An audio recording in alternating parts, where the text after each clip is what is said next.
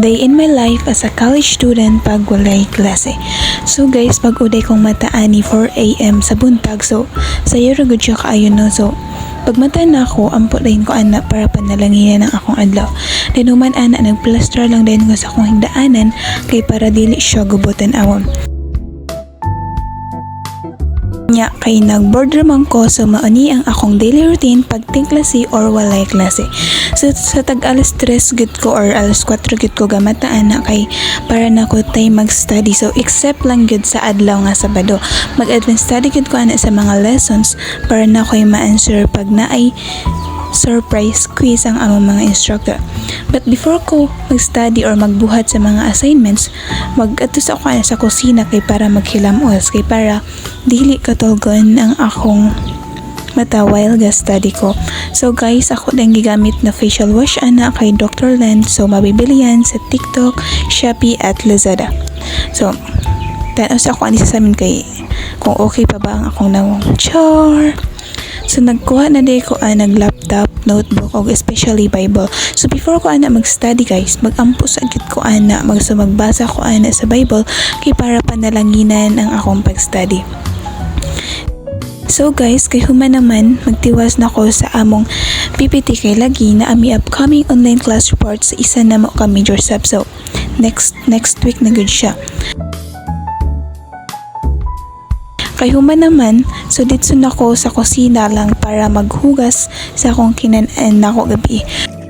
Magyud na akong trabahoon sa balay labi nagmakauli ko sa agusan. So adlaw-adlaw gyud ko kay di man gyud manghugas ako manghud, so ako na lang gyud permi. So pagkahuman, nagplaster na lang sab ko sa kananan og nanilhigay lagi para di sab kaingon ang landlady nga kahugawan ba. Char, pero og ako di man sa puganan og hugaw, so wagud ko'y mabuhat kay ani man gud ko nga pagkatao. Char. So guys, nagpunpun na di ay ko sa akong nilabhan og namilo kay para wa na ko'y laing trabahoon. So guys, palit sa tag biskwit kay mura gutom na gud. So maylo di akong gitimpla kay para na energy ang akong kalawasan kay dali ragud ko gutomon ay.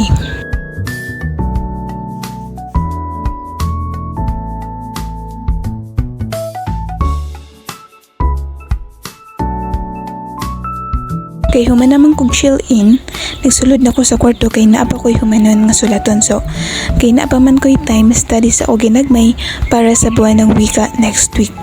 Nya kay human naman mga day, nagready na ko ana para maligo para fresh ang akong adlaw. Char.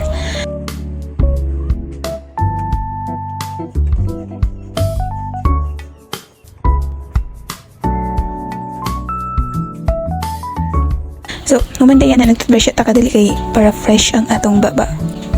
Tapos, magbutang na din ko sa akong nawong o cleanser para butang na sa ovulation ana para fresh ang iabab. So guys, lungag sa taki, muragutom na.